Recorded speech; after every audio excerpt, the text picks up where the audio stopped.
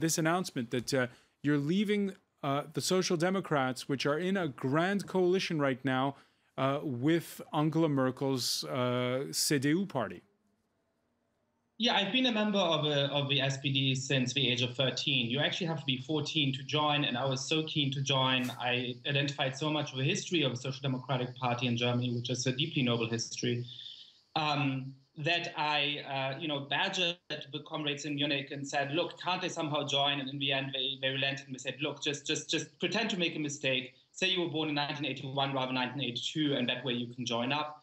And I've been a proud member of a party, but in the last years, I've had more and more difficulty with some of the directions it's taken, and some of that has to do with issues beyond Greece. I think that the SPD has not stood up for the rights of migrants, especially at the moment when there's a horrible migrant crisis happening in Europe, but we tend to forget.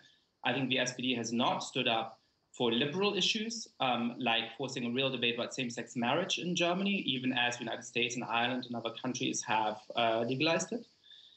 They have, to my mind, taken a very soft stance on Russia, with former chancellors like Gerhard Schröder and Helmut Schmidt soft paddling the threat and the violation of rights that Russia has perpetrated.